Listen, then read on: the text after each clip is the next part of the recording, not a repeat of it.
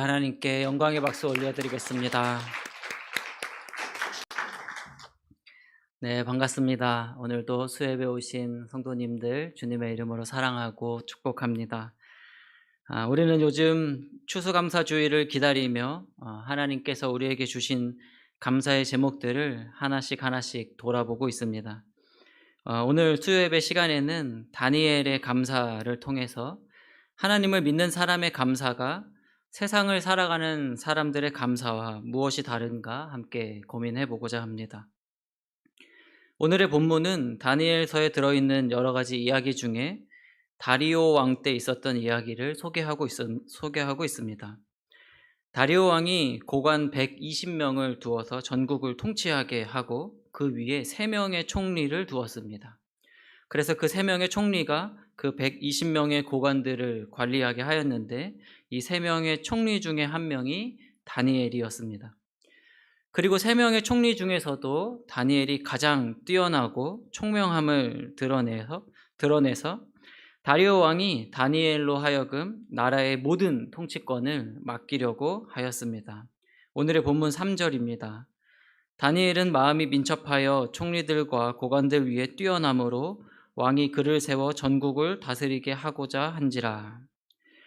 다니엘이 이렇게 혼자서 왕의 사랑을 독차지하고 또 중요한 자리를 차지하는 것 같아 보이니 당연히 다른 총리들과 또 그들을 따르던 다른 고관들은 심한 불만이 터져 나왔습니다. 게다가 다니엘은 그 나라 사람도 아니었습니다. 이방 땅에서 포로로 끌려왔던 다니엘이 그 밑에서 일을 하려니 그 옆에 있던 다른 총리들과 고관들의 이 불만이 얼마나 심했겠습니까? 그래서 다니엘의 흠을 찾기 위해서 여러 가지 모함하고 고발하려고 틈을 보고 있는데 다니엘이 그동안 얼마나 거짓이 없이 또 허물이 없이 충성되게 일하였으면 그에게서 아무런 허물도 찾을 수 없었다. 오늘 이렇게 기록하고 있습니다. 그러자 다른 총리와 고관들이 이제는 다른 꾀를 내기 시작했습니다. 그래, 다니엘이 섬기는 하나님을 이용해보자. 이렇게 생각한 것이죠. 다리오 왕에게 이야기해서 30일 동안 다리오 왕 외에 다른 어떤 신이나 다른 어떤 사람에게든지 무엇이든 구하는 것을 못하게 하자. 그러니까 이것은 기도를 포함해서 다른 신들에게 드리는 모든 예배와 간구의 행위들을 다 금지한 겁니다. 그리고 그 제안을 만족스럽게 여긴 다리오 왕은 이와 같은 금령을 내립니다. 오늘의 본문 7절입니다. 곧 이제부터 30일 동안에 누구든지 왕 외에 어떤 신에게나 사람에게 무엇을 구하면 사자굴에 던져 넣기로 한 것이니이다.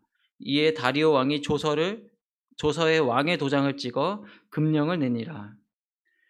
여기서 왕의 조서에 도장을 찍었다는 것은 더 이상 바꿀 수 없다 하는 것을 의미하죠.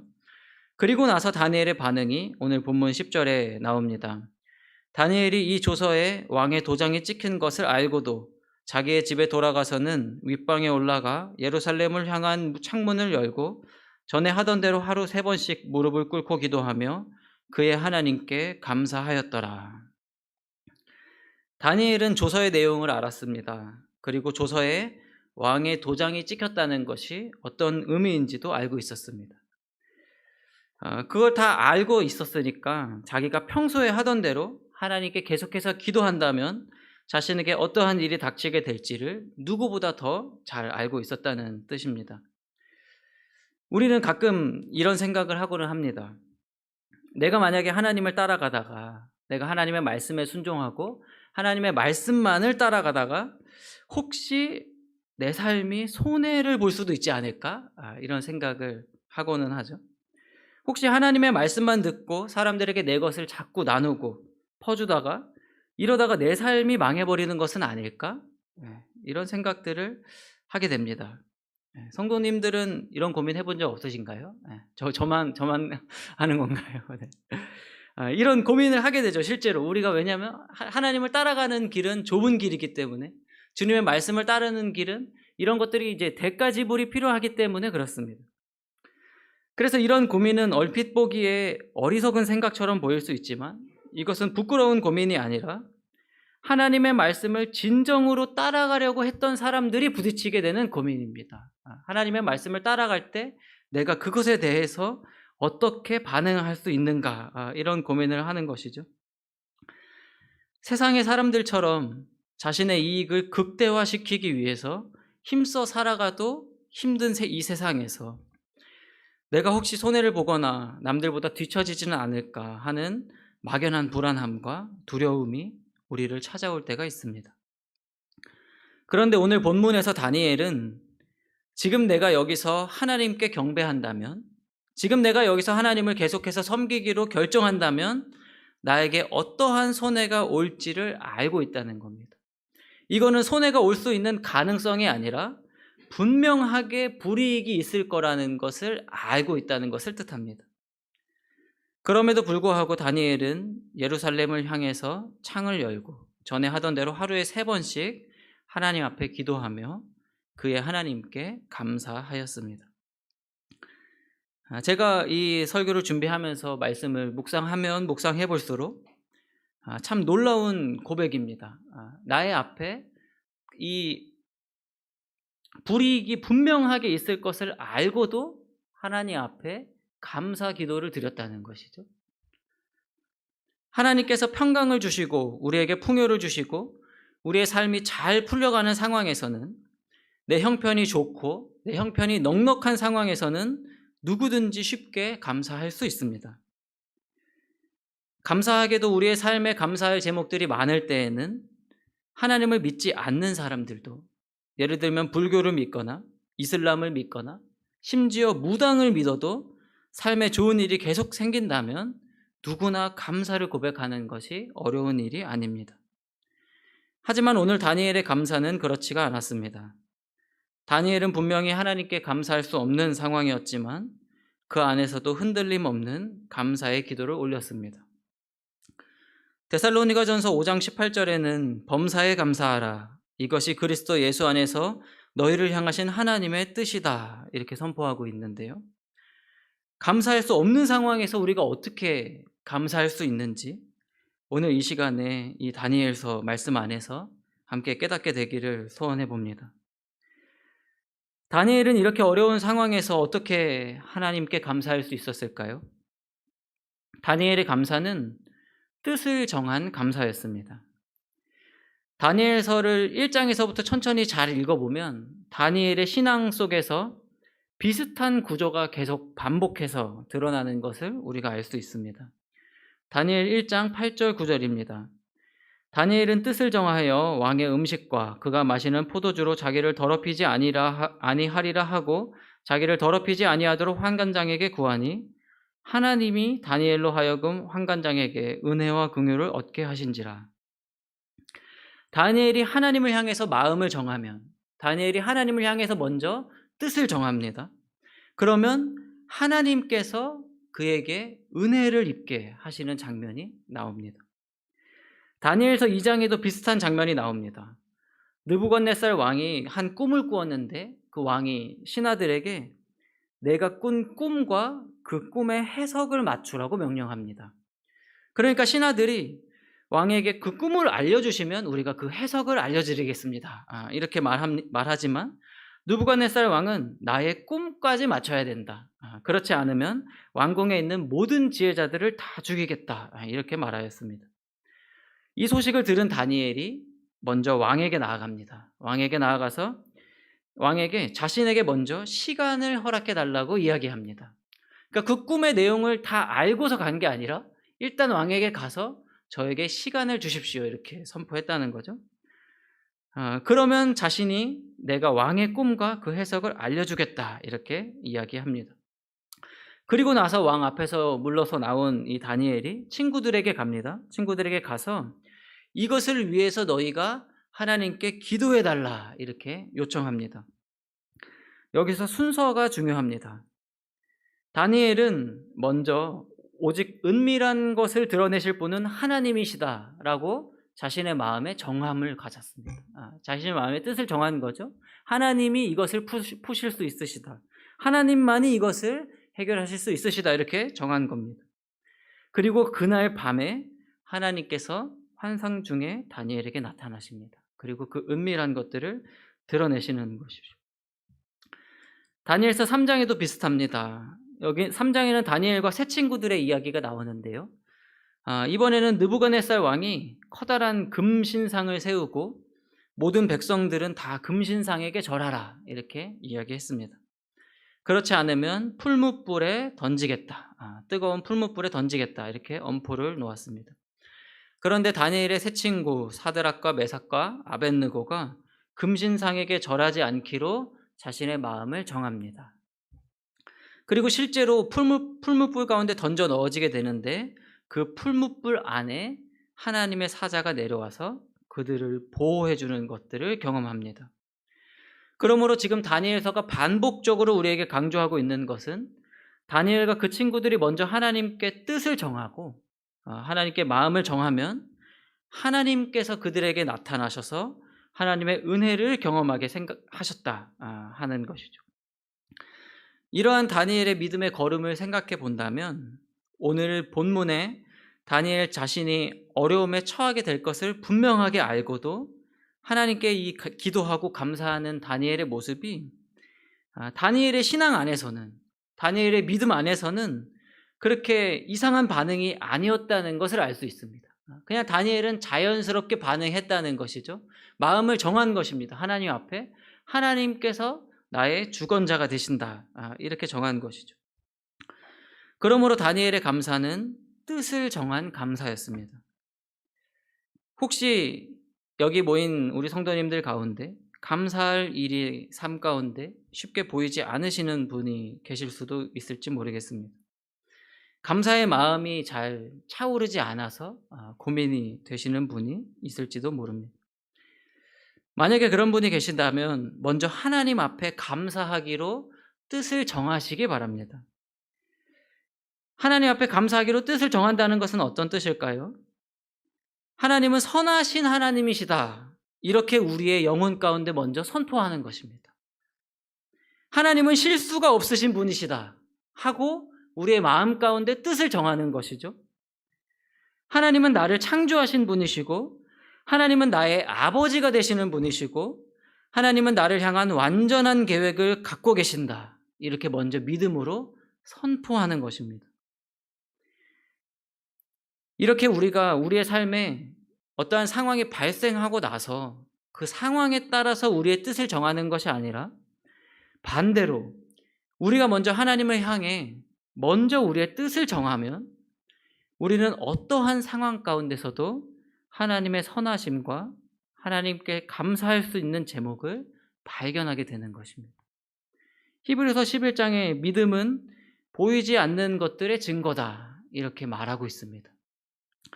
그러므로 우리가 하나님 앞에 먼저 우리의 뜻을 정하고 하나님께 감사의 제목들을 찾기 시작한다면 우리가 감사할 수 없는 상황에서 하나님께서 우리의 눈을 열어서 감사의 고백을 하게 하시는 말입니다. 다니엘의 감사의 두 번째 특징은 다니엘과 비슷하게 어려운 상황 가운데 감사했던 사람들을 살펴보다 보면 그 공통점을 발견할 수 있습니다.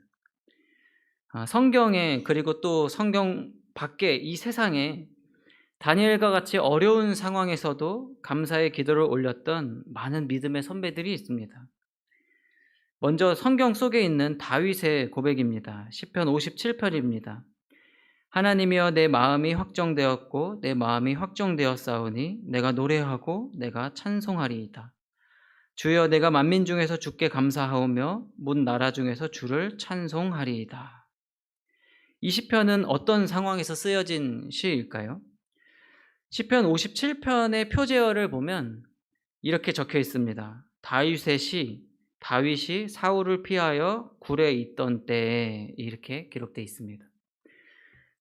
다윗이 사울 왕에게 쫓겨다니고 있는 그 광야 가운데서 그 광야의 굴 속에서 하나님을 향해서 찬양하고 하나님을 향해서 감사의 고백을 올렸다는 것이죠.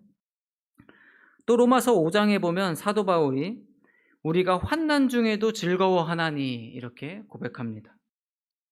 또 사도 바울이 쓴 수많은 서신들 속에서 그는 많은 고난과 옥살이 중에서도 하나님께 감사하라, 범사에 감사하라, 모든 일에 감사함으로 하나님께 구하라 이렇게 선포하고 있습니다. 이렇게 성경에 있는 인물들 외에 우리에게 이와 비슷한 감사의 본을 보여주는 사람들도 많이 있는데요. 지금 말하는 이 모든 예들이 어려운 상황에서 감사하고 있는 사람들을 보여주고 있습니다. 영국의 신학자 또 유명한 설교가로 알려진 매튜 헨리라는 목사님이 있습니다.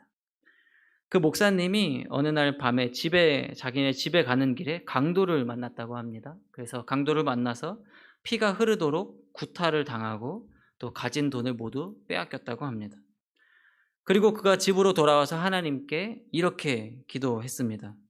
하나님, 제가 강도 맞은 사람이 되고 강도가 되지 않은 것을 감사합니다.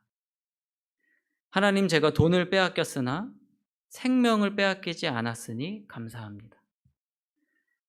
하나님, 나를 괴롭힌 그 강도를 위해서 내가 기도할 수 있는 마음 주시니 감사합니다. 그가 다시는 강도로 살지 않도록 은혜를 주옵소서. 이렇게 기도했다고 하는데요. 한 사람만 더 보겠습니다. 일본에 미즈노 겐조라는 시인이 있습니다. 이 미즈노 겐조라는 시인은 11살 때 그가 살던 마을에 홍역이 돌았다고 합니다. 그래서 이 어린 미즈노 겐조 또한 홍역에 걸렸고 목숨은 겨우겨우 건졌는데 고열로 인해서 전신이 마비되고 또 언어 능력을 상실하게 됩니다. 손과 발을 움직일 수 없고 말을 할 수 없게 됐다는 거죠. 그래서 보는 것 또 듣는 것만 가능했다 이야기합니다. 그리고 그 일이 있은 후 4년 정도 후에 그 마을에 미야오 목사님이 그 가정을 방문합니다. 그 가정을 방문해서 복음을 전하기 시작했고 계속해서 이제 복음을 전하고 사랑으로 품기 시작하니까 시간이 이제 점점 더 흘러서 이 미즈노 겐조와 그 어머니가 복음을 마침내 받아들이게 됐습니다. 이 미즈노 겐조에게 신앙생활이라고 한다면 성경을 눈으로 보는 것, 자신이 넘길 수도 없는 거죠. 눈으로 넘겨져 있는 것을 눈으로 보는 것, 또 그리고 누군가가 성경을 읽어주는 것, 그 읽는 성경을 듣는 것, 이것이 전부였습니다. 그러나 이러한 상황 속에서도 겐조는 점차 복음 속에 그리고 자신을 향한 하나님의 사랑 속에 깊이 젖어들기 시작했습니다. 이렇게 전신이 마비가 되고 나서 15년이 지난 후에 그는 의사소통할 수 있는 방법을 찾아내기 시작했습니다. 눈을 깜빡일 수 있었는데요. 이렇게 눈을 깜빡일 수 있으니까 이 어머니가 그 글자를 이 일본어 글자를 이렇게 눈앞으로 하나씩 넘겨주면 이제 내가 말하고 싶은 것을 이렇게 눈으로 깜빡여서 표현을 하는 겁니다. 그래서 좀 시간이 더디게 걸리지만 서로 의사소통이 가능하게 되었다 이렇게 합니다. 그런데 그렇게 되고 나서 놀랍게도 이 미즈노 겐조라는 사람이 그 방법을 통해서 시를 써내려가기 시작했습니다. 그래서 눈 깜빡이는 시인이라고 별명이 붙어 있는데요. 이 미즈노 겐조라는 시인이 적은 시를 소개하고자 합니다. 눈과 귀라는 시인데요. 이렇습니다. 뇌성마비로 모든 것을 빼앗겼지만 하나님이 눈과 귀만은 지켜주셨다. 말씀을 읽도록 말씀을 듣도록 말씀으로 구원하시기 위해 이런 그 시를 지었다고 하고요. 또 시가 하나가 더 있는데요. 힘들지 않았더라면 이라는 시입니다. 내가 만약 내가 힘들지 않았더라면 나는 하나님의 사랑을 몰랐을 테지. 만약 많은 형제자매가 힘들지 않았더라면 하나님의 사랑을 전하지 못했겠지. 만약 주 되신 예수님이 고난받지 않으셨다면 하나님의 사랑을 나타낼 수 없으셨겠지. 이와 같이 어려운 상황 가운데서도 하나님께 감사의 고백을 올렸던 사람들이 참 많이 있습니다. 우리나라에도 유명한 감사 기도가 있는데요. 손양원 목사님께서 두 아들의 순교 후에 그 장례식장에서 올린 9가지 감사 기도가 잘 알려져 있습니다. 너무 유명해서 잘 아시리라는 생각이 들고 궁금하신 분들은 인터넷에 검색해 보면 잘 나오니까 한번 찾아보시면 좋을 것 같습니다. 그런데 제가 이런 감사의 고백들을 이제 계속 읽고 또 고민하고 생각하다 보다 보니까 오늘의 첫 번째 처음부터 시작해 온 질문이 이거였죠. 이렇게 어려운 상황에서 어떻게 감사할 수 있는가 이 사람들이. 이게 인제 고민이 되는 겁니다. 그래서 곰곰이 생각하고 묵상하고 하나님께 묻고 하다 보니까 한 가지 분명한 공통점을 발견했습니다. 이렇게 어려운 상황에서 감사할 수 있었던 사람들의 공통점이 무엇이냐면 하나님과 친밀하게 동행하던 사람이었다 하는 것입니다. 이렇게 어려운 중에 터져나오는 감사의 비결은 무엇이냐면 하나님과의 친밀함 가운데 있다는 것이죠. 저도 제 삶을 한번 생각해 보니 제 마음속에서 감사를 잃어버렸을 때는 상황이 좋지 않을 때가 아니라 하나님과 친밀함을 잃어버렸을 때 감사를 잃어버립니다. 저는 제 상황이 별로 좋지 않아서 내가 감사하지 못한다고 생각했는데 알고 보니까 제가 그때 하나님과 친밀하지 않아서 제 상황을 계속 어렵게만 보고 있었던 것이죠. 하나님과 친밀한 삶을 살아가고 있을 때는 제 앞에 있는 상황이나 어려움들은 그렇게 큰 문제가 되지가 않았습니다. 하지만 하나님과의 친밀함을 잃어버리고 나면 제 마음은 감사를 잃어버리게 되고 아주 작은 일들도 큰 문제처럼 느껴지고는 했습니다. 우리가 지금까지 살펴온 다윗이 그랬고 바울이 그랬고 미즈노 겐조가 그랬고 매튜 헨리 목사님이 그랬습니다. 그들이 그 어려운 상황 가운데서도 하나님께 감사할 수 있었던 것은 하나님과의 친밀한 사귐이 그들의 삶 가운데 있었기 때문이죠. 오늘 본문에서 다니엘의 감사를 표현할 때도 오늘 본문 10절이 이렇게 설명하고 있습니다. 다니엘이 예루살렘으로 향한 창문을 열고 전에 하던 대로 하루 3번씩 무릎을 꿇고 기도하며 그의 하나님께 감사하였더라. 이렇게 매일매일 쌓여온 다니엘과 하나님과의 친밀함이 어떠한 상황에서도 이렇게 다니엘에게 다가오는 위급한 상황 가운데서도 다니엘이 흔들리지 않고 하나님 앞에 감사를 올릴 수 있도록 한 비결인 것입니다. 그러므로 혹 우리 성도님들 가운데 감사의 제목을 찾으려고 노력해도 잘 찾아지지 않는 분이 혹 계시다면, 아니면 그러한 때가 있다면, 나에게 감사할 수 없을 것 같은 상황이 자꾸만 나에게 찾아온다면 감사를 계속 찾아보려고 노력하는 것보다 하나님과의 친밀함 가운데로 들어가 보시기를 바랍니다. 그 친밀한 교제 가운데서 우리에게 감사의 제목들에 볼 수 있는 눈이 열려집니다. 그리스도인에게는 세상 사람들이 볼 수 없는 감사의 시야가 있습니다. 이 하나님이 주시는 감사의 시야는 상황에서 주어지는 것이 아니라 하나님과의 친밀함 가운데서 나오는 것임을 기억하시기 바랍니다. 다니엘이 날마다 하루에 3번씩 하나님 앞에 무릎을 꿇고 기도하며 그 하나님 앞에 어떠한 상황에서도 감사하였던 것처럼 우리의 삶에 감사의 갈급함이 있으시다면 하나님 앞에 엎드리고 하나님 앞에 친밀함 가운데 나아가실 수 있기를 축복드립니다. 마지막으로 하나님을 가장 기쁘시게 하는 감사가 무엇일까? 제가 이런 고민을 묵상해 보다가 하나님께 받은 은혜를 나누고 마치려고 합니다. 하나님을 가장 기쁘시게 하는 감사가 어떠한 감사일까요? 저는 아직 자녀의 음성을 들은 적은 없는데 혹시 여기 계신 분들은 혹시 자녀가 하는 감사 중에 부모를 가장 기쁘게 하는 감사가 무엇일까요? 저는 아직 경험이 없어서 잘 모릅니다. 그래서 제가 보기를 또 한번 준비해 봤습니다. 제가 한번 생각해 본 겁니다. 1번, 그냥 아빠로 통일하겠습니다. 아빠, 저한테 핸드폰을 사주셔서 너무너무 감사해요. 이게 1번입니다.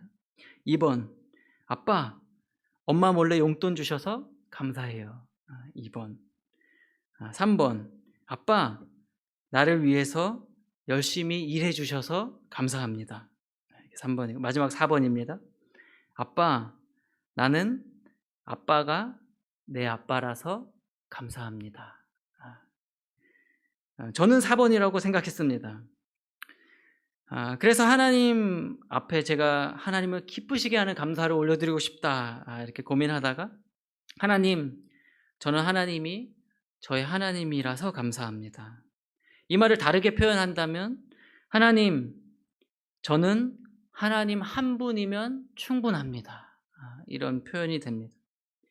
하나님께서 나에게 무엇을 해주셔서, 하나님께서 나를 위기에서 건져주셔서, 이거 다 좋은 감사 기도의 제목이지만 하나님을 정말 기쁘게 해드리는 감사는 하나님, 제가 주님이면 충분합니다.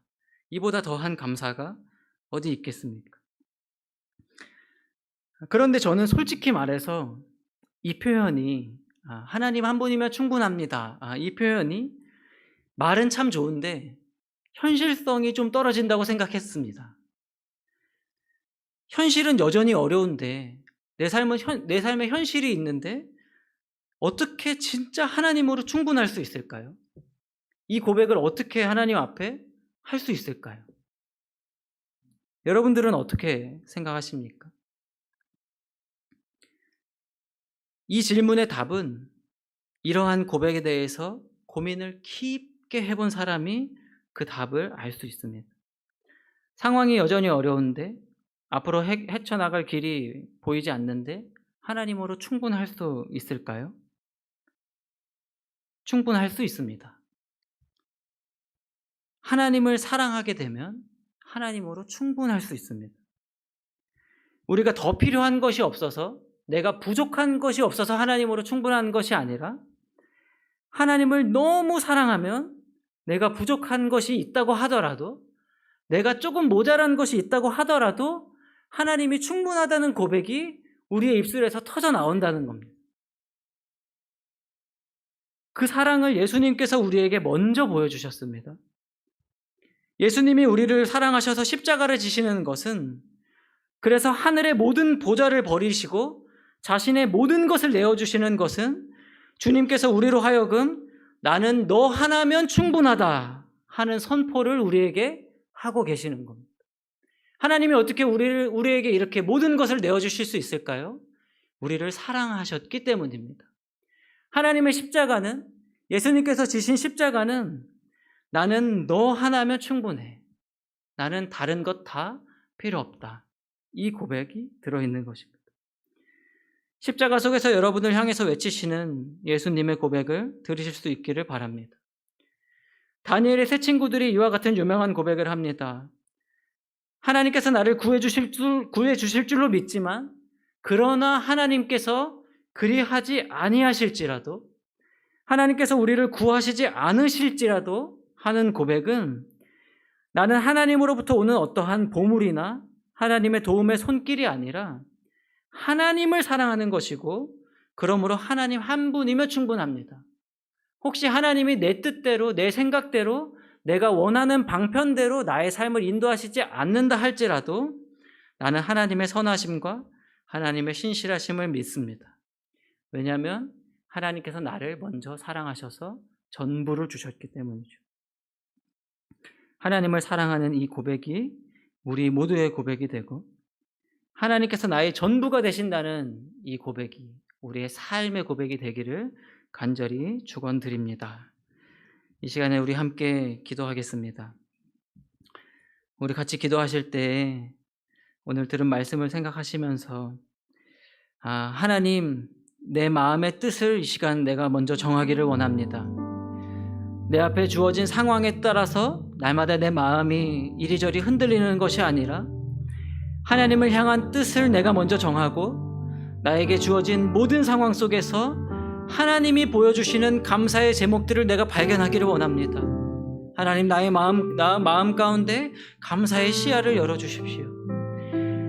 다니엘이 매일 하던 대로 하루에 3번씩 기도했던 것처럼 나도 매일의 삶 가운데 하나님과 날마다 더 친밀해지는 것을 경험하게 하여 주시고, 하나님의 사랑을 더 깊이 알게 돼서 나도 하나님을 더 사랑하게 되고 하나님으로만 충분하다는 이 삶의 고백이 나의 고백이 되게 하여 달라고 기도해 주시기를 바라고, 우리 이 시간 한 가지 더 기도하기를 원하는데, 내일 2023년도 수학능력 시험이 있습니다. 우리 교회에서 시험을 보는 5명의 학생들이 있습니다. 구창빈, 김시훈, 신건호, 이호진, 임유정, 이 5명의 학생들 시험을 보는데 학생들을 위해서 기도해 주시면 좋겠습니다. 좋은 컨디션으로 지금까지 준비한 실력을 마음껏 펼치고 돌아올 수 있도록 하나님께서 지혜와 명철을 허락하여 주시고 또 몸과 마음의 평안을 허락하여 달라고, 이 시험 이후에 펼쳐지는 이들의 삶이 하나님의 손 안에서 형통함을 경험하게 하여 달라고 우리 시험 보는 학생들을 축복하고 그들을 위해서 중보하면서 이 2가지 기도 제목을 가지고 하나님 앞에 함께 기도하도록 하겠습니다.